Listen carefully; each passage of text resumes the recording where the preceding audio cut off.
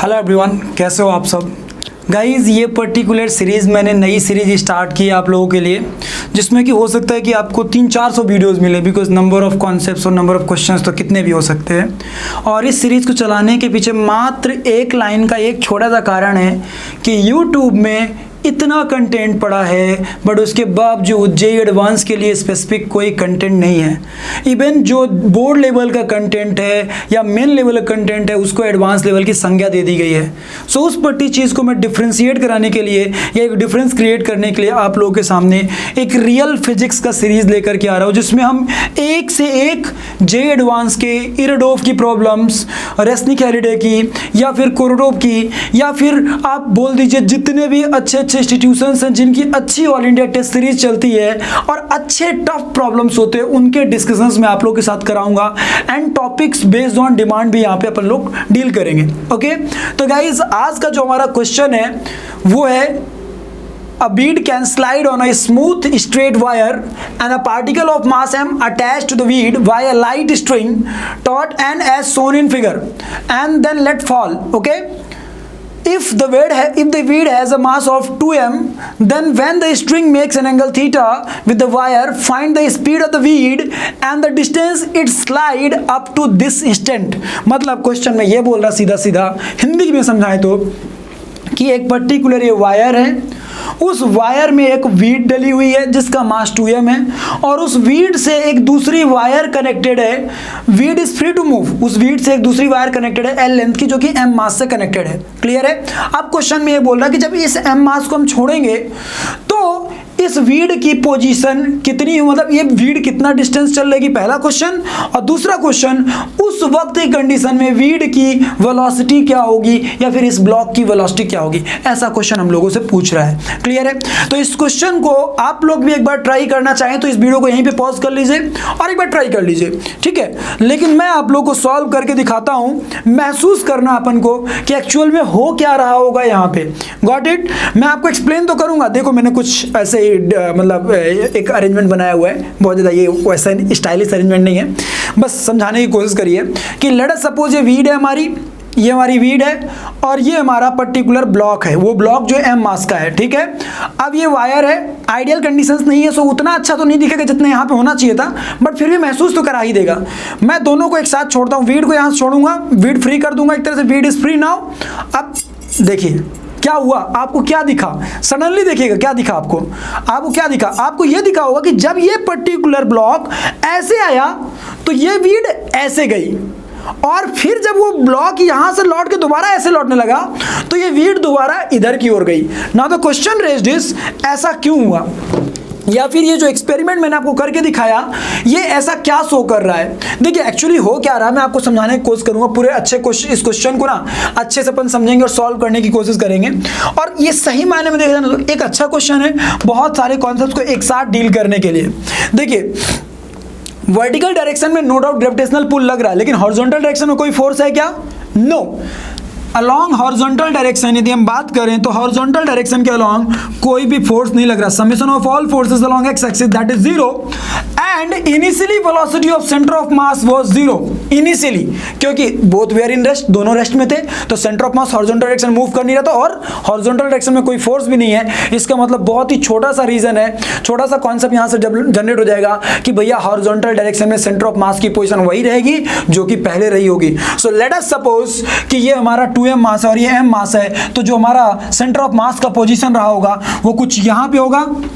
Clear है कि नहीं क्लियर है? वो कुछ इधर होगा, हैवियर मास की तरफ होगा। यदि यहाँ से मान लेते हैं कि L/3 की दूरी पे होगा तो यहाँ से 2L/3 की दूरी पे होगा। क्लियर है? मैं ऐसा क्यों कह पा रहा हूँ कि यहाँ से L/3 तो यहाँ से 2L/3, क्योंकि मास के इन्वर्सली प्रोपोर्शनल होती है डिस्टेंस सेंटर ऑफ मास से, है ना। 2m मास है तो सेंटर ऑफ मास उसके नियर लाई करेगा। तो अब हो क्या रहा है कि हॉरिजॉन्टल डायरेक्शन में कोई भी फोर्स लग नहीं रहा, सेंटर ऑफ मास वही रहेगा। तो जब ये बॉडी छोड़ने के बाद ऐसे आ रही है, जब ये बॉडी ऐसे ट्रेवल करके आ रही है, मतलब हॉरिजॉन्टल डायरेक्शन में ऐसे ट्रेवल करने की कोशिश कर रही है, तो वीड सेम टाइम पे इधर की ओर मूव करके सेंटर ऑफ मास की पोजीशन को वहीं पे रखने की कोशिश कर रहा जहां पे वो इनिशियली था, बिकॉज हॉरिजॉन्टल हॉरिजॉन्टल डायरेक्शन में कोई फोर्स तो लग नहीं रहा है, यदि वो लग रहा होता तो पॉसिबल था कि सेंटर ऑफ मास को एक्सेलरेट करा देता, लेकिन centre of mass already rest में था, कोई फोर्स भी नहीं लगा, मतलब फाइनली भी रेस्ट में रहेगा, मतलब पोजीशन चेंज नहीं होगी। क्लियर है? जब पोजीशन चेंज नहीं होगी तो अपन ये बात मान सकते हैं कि जब ये इधर आएगा तो ये इधर जाएगा। वही चीज तो थी कि जब ये ब्लॉक, जब हमारा ये स्टेपलर इधर की ओर आ रहा था, तो सॉरी जब ये इधर की ओर आ रहा था स्टेपलर, तो वीड हमारी इधर की ओर जा रही थी, जो मैंने आपको एक्सपेरिमेंट में दिखाया था। क्लियर है? तो चलिए इसको सॉल्व करते हैं। सबसे पहले अपन समझने की कोशिश करते हैं कि डिस्टेंस निकालते हैं। इसका डिस्टेंस निकालना चाहे तो डिस्टेंस निकाल लीजिए, वेलोसिटी निकालना चाहे तो वेलोसिटी निकाल लीजिए। चलिए मैं वेलोसिटी निकाल देता हूं। मैं मानता हूं कि किसी भी एक कंडीशन पे ये पर्टिकुलर जो हमारा ब्लॉक है वो मान लीजिए ये हमारी वायर है जिसके ऊपर हमारी वीट डली हुई है, और ये हमारा ब्लॉक यहाँ पे ऐसे होगा। ठीक है? किसी भी कंडीशन पे जब वो एंगल थीटा बना रहा होगा, ठीक है, उस वक्त इसकी वेलोसिटी मैंने इधर की ओर मान लेना है v2, और इसकी वेलोसिटी इधर की ओर मान लेना है, सॉरी इसकी वेलोसिटी मैंने इधर की ओर मान लेना है v1 टेंजेंशियली। क्लियर है? मैंने ये मान लिया कि ये ब्लॉक ऐसे जा रहा होगा ना, इसलिए मैंने उसकी वेलोसिटी v1 इधर की ओर मानी है। क्लियर है? अब जब मैंने ये v1 मान ली, अब मैं आगे बढ़ता हूँ, तो ध्यान से देखना, यदि ये एंगल थीटा है तो लॉजिकली ये एंगल थीटा होने की वजह से क्या मैं ये बात बोल सकता हूँ कि ये एंगल भी थीटा हो जाएगा। सो जब ये एंगल भी थीटा हो जाएगा तो ये 90 माइनस थीटा हो जाएगा, तो v1 का एक कंपोनेंट इधर की ओर आ जाएगा, v1 साइन थीटा। क्या आ जाएगा वो? v1 sine theta. क्लियर है? v1 sine theta. लेकिन हैंग ऑन मेरे लाल, बहुत इंपॉर्टेंट चीज, हॉरिजॉन्टल डायरेक्शन में कोई फोर्स नहीं लग रहा है, सो आसानी से लीनियर मोमेंटम कंजर्वेशन लगा सकते हैं अपन। जब आसानी से लीनियर मोमेंटम कंजर्वेशन लगा सकते हैं तो मैं क्या लिखूंगा, इसका मास 2m इंटू इधर की ओर velocity that is v2 is equals to इसका लीनियर मोमेंटम हॉरिजॉन्टल डायरेक्शन में, जितना इसका इधर की ओर उतना ही इसका इधर की ओर, है ना। Summation of all linear momentum summation should be equals to 0 because initially it was 0। So अब इसको क्या लिखते हैं, जल्दीबाजी में बहुत सारे बच्चे लिख देंगे m into v1 sine theta, और वहीं पे बर्बाद हो जाओगे। क्यों? क्योंकि देखो, जिस ट्रेन में तुम दौड़ रहे हो आगे की ओर v की स्पीड से, वो ट्रेन पीछे की ओर भाग रही है, तो जब ग्राउंड के फ्रेम में जाओगे तो रिजल्टेंट वेलोसिटी तो तुम्हारी घटी हुई महसूस होगी ना। सिंपल सा लॉजिक है। सो हो क्या रहा होगा कि ये ब्लॉक हमें v1 साइन थीटा की वेलोसिटी से इधर की ओर मूव करता हुआ दिख रहा है, लेकिन जिस पर्टिकुलर फ्रेम के रिस्पेक्ट में वो ऐसा मूव कर रहा है, वो फ्रेम ही तो इधर की ओर जा रहा है v2 की स्पीड से।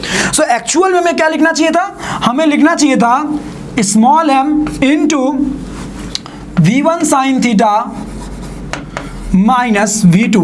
क्लियर है? ये है हमारी equation number 1। This is our equation number 1। ये एक्चुअल में सही इक्वेशन है। क्यों?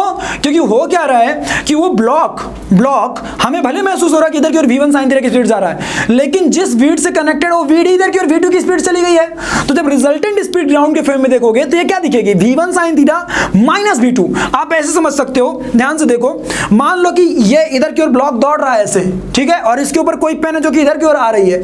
अब ये 10 की स्पीड से आ रही है और मान लो ये 5 की स्पीड से आगे जा रहा है, तो इसकी रिजल्टेंट स्पीड कितनी दिखेगी, 10 माइनस 5, मतलब इसकी रिजल्टेंट स्पीड 5 दिखेगी, जो भी होगी 5 दिखेगी। क्लियर है? क्यों? क्योंकि ट्रेन जो थी वो आगे की ओर जा रही थी। वहीं पे यदि ऐसा हो कि ट्रेन भी आगे की ओर जा रही है, हम भी उसी के ऊपर दौड़ रहे हैं, तो हमारी स्पीड उसके साथ ऐड हो जाएगी, रिजल्टेंट स्पीड ग्राउंड की स्पीड हमारी कुछ और दिखेगी, है ना। सो वही कॉन्सेप्ट यहाँ पे। सो हमारी पहली इक्वेशन क्लियर हो गई बेटा, that is 2m into v2 is equals to m into v1 sine theta minus v2। लेकिन अभी कहानी समाप्त नहीं हुई है। क्यों? एक इक्वेशन दो वेरिएबल, बड़ी नाइंसाफी है। तो दूसरी इक्वेशन जनरेट करते हैं with the help of what, work energy theorem, या फिर एनर्जी कंजर्वेशन, जो भी आप लगाना चाहो आप लगा सकते हो। क्लियर है? वर्क एनर्जी थ्योरम क्या कहता है, work done by all external agents is equals to change in kinetic energy. ठीक है, तो ध्यान से देखा जाए तो इस पूरे सिस्टम पे मात्र एक हमारा ग्रेविटेशनल पुल है जो कि एक तरह से काम कर रहा होगा। Gravitational pull is the only force that is working here, है ना। सो ध्यान से देखा जाए तो ये लेंथ कितनी है, ये लेंथ L है, ये एंगल थीटा है, तो ये लेंथ कितनी हो जाएगी, L साइन थीटा। तो उस लॉजिक को देखते हुए ग्रेविटेशनल पुल के द्वारा कितना वर्क हुआ होगा, m into G into displacement of that body, that is L sine theta. Clear है? That will be equivalent to what, increase in kinetic energy of the system. तो increase in kinetic energy of the system क्या लिखेंगे, half of m into इसकी velocity actual velocity ground के respect में, clear है। तो थोड़ा सा ध्यान से सोच के लिखना पड़ेगा।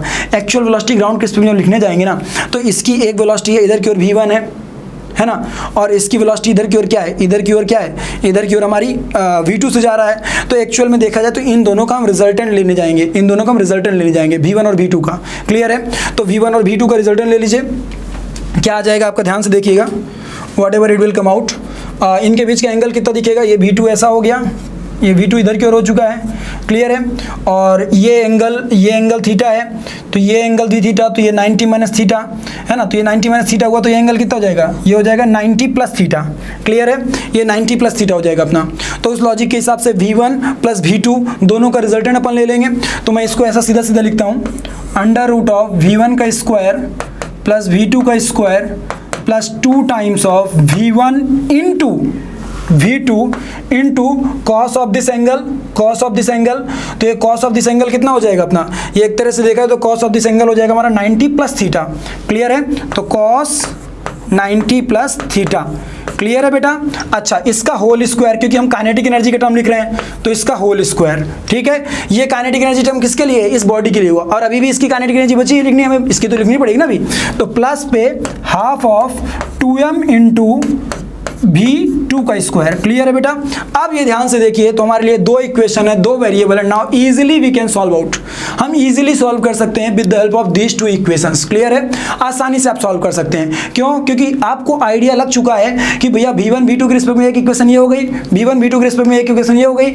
अच्छा, cos 90 प्लस थीटा को अपन माइनस साइन थीटा से रिप्लेस कर सकते थे, होल स्क्वायर कर देंगे तो अंडर रूट कट जाएगा सीधे सीधे, तो ये बन जाएगा V1 square plus V2 square minus का 2V1 V2 sign theta, clear है। वो हमारी इक्वेशन पूरी हो जाएगी। इन इक्वेशन की मदद से हम उनकी वेलोसिटीज फाइंड कर लेंगे जो हमें निकालना होगा, क्लियर है। वो आपका है, आप कमेंट करिएगा, निकालने के बाद मुझे कमेंट करिएगा, इसका मैं करेक्ट आंसर कमेंट सेक्शन में आप लोग को पुट अप करूंगा, है ना। और ये फिर मैं बताऊंगा कि किस बच्चे का सही है, किस बच्चे का सही नहीं है। अच्छा, अब बात आती है कि सर पोजीशन कैसे पता करें, how we can calculate out the position. अब देखिए, हमारे सामने क्वेश्चन ये आता है कि डिस्टेंस अपन कैसे निकालेंगे, कि भैया उस स्टैंड तक में उस पर्टिकुलर वेट के द्वारा कितना डिस्टेंस चला गया होगा, क्लियर है। तो अपन एक बात सोचते हैं, सेंटर ऑफ मास की पोजीशन चेंज हो रही होगी क्या, नहीं चेंज हो रही होगी। तो उस लॉजिक के हिसाब से देखा जाए तो मैं यदि बोलूं, मैं यदि मानूं कि ये पहले कितनी दूरी पे 12/3 दूरी पे था, जब किसी वक्त ये ऐसा एंगल बना रहा होगा, ये यहाँ पे आ चुका होगा, ये ऐसा, ठीक है। तो उस वाइड लाइन के हिसाब से देखा जाए तो अब इसकी नई पोजीशन क्या हो जाएगी, नई पोजीशन सेंटर यहाँ से यहाँ तक की दूरी कितनी हो जाएगी, इस वाले ट्रायंगल जाइए तो, इस वाले ट्रायंगल जाइए तो वो कितनी दूरी हो जाएगी। तो उस लॉजिक के हिसाब से देखा जाए तो ये वाली पर्टिकुलर लेंथ अभी भी कितनी हो जाएगी, ये हो जाएगी 2l/3 cos थीटा, क्लियर है। सेम पैटर्न पे ये वाली लेंथ, अब नई लेंथ कितनी हो जाएगी, ये वाली लेंथ पहले l/3 थी लेकिन अब कितनी हो जाएगी l/3 cos थीटा, क्लियर है। अब ये हो जाएगी, क्लियर है। पूरे को जोड़ेंगे तो आ जाएगा l cos थीटा, है ना, जो कि हम लोग को पता है कि ये लेंथ यदि l है तो ये लेंथ l cos थीटा आएगी। तो अब मुझे समझ में आ गया कि ये लेंथ कितनी हो चुकी है 2l/3 cos थीटा, और ये लेंथ हो चुकी है l cos थीटा। पहले इनिशियली कितनी थी, l/3 पे था ये, अब कितने पे, l/3 cos थीटा पे। तो भैया इसके द्वारा चला गया डिस्टेंस कितना हो जाएगा, वो हो जाएगा l/3 minus l/3 cos of theta, clear है। ये हमारा डिस्टेंस चला गया होगा किसके द्वारा, उस वीड के द्वारा टिल दैट स्टैंड, है ना। बहुत आसान तरीके से निकाला अपन ने कि पहले इतना दूरी रहा होगा, इसका इतना दूरी रहा होगा, ये जब यहाँ आ गया होगा, मान लो मुझे ये लेंथ निकालना है, क्लियर है। तो इसका उसी प्रोपोर्शन में होगा थीटा के, मतलब उसी प्रोपोर्शन में 2l/3 के प्रोपोर्शन में होगा। तो 2l/3 cos थीटा इसके द्वारा ये अब इसकी डिस्टेंस हो जाएगी यहाँ से, ये वाली हॉरिजॉन्टल डिस्टेंस। उसी तरह इसकी हॉरिजॉन्टल डिस्टेंस से कितनी हो जाएगी, l/3 cos थीटा, जिसको कि अपन जोड़ के देखेंगे यदि तो परपेंडिकुलर ड्रॉ करेंगे तो कितना आएगा, l cos थीटा आएगा, l/3 cos theta plus 2l/3 cos theta. cos theta common ले लो, 2l/3 प्लस l/3 कितना हो जाएगा, L हो जाएगा। तो सिंपल सा लॉजिक है, L cos थीटा। तो मैंने समझा कि अच्छा ये पहले l/3 पे दूरी पे था सेंटर ऑफ मास से, अब सेंटर ऑफ मास से कितनी दूरी पे, l/3 cos थीटा की दूरी पे है, तो इसके द्वारा चला गया डिस्टेंस कितना हो गया, that is l/3 minus l/3 cos theta. इसमें कुछ हमने नया नहीं लगाया, हमने बहुत ही बेसिक सा रूल लगाया कि भैया यदि हॉरिजॉन्टल डायरेक्शन में कोई भी फोर्स नहीं लग रहा और initially centre of mass rest में था, तो भैया हॉरिजॉन्टल डायरेक्शन में सेंटर ऑफ मास की पोजीशन में कोई चेंजेस देखने को नहीं मिलेंगे, क्लियर है। तो गाइस होप सो ये वीडियो आप लोग को अच्छा लगा होगा। आपको इसमें क्या प्लस लगा क्या माइनस लगा, क्योंकि पहला वीडियो है तो मैं चाहूँगा कि आप लोग कमेंट करके बताइए। And the most important thing, जैसे यदि ऐसे आप ढेर सारे वीडियोस पाना चाहते हैं तो गाइस डिस्क्रिप्शन में हमारे ऐप का लिंक दिया हुआ है, जो कि मैं काफ़ी देर से यहाँ लिंक कर रहा होगा कि ऐप डाउनलोड करिए। वो इसीलिए कि यदि आपको यूट्यूब में एक वीडियो मिलेगा तो इस तरह के आपको 20 वीडियो मिलेंगे उस ऐप में। New era the learning app जाइए और प्ले स्टोर से डाउनलोड करिए और इन वीडियोस को एंजॉय करिए। होप सो गाइज ये आप लोग को बहुत ही अच्छा कॉन्सेप्ट लगा होगा, तो वीडियो को अच्छा लाइक करिएगा। And the most important thing, यदि चैनल पे नए हैं तो चैनल को सब्सक्राइब करिएगा अभी के अभी। Thank you, take care.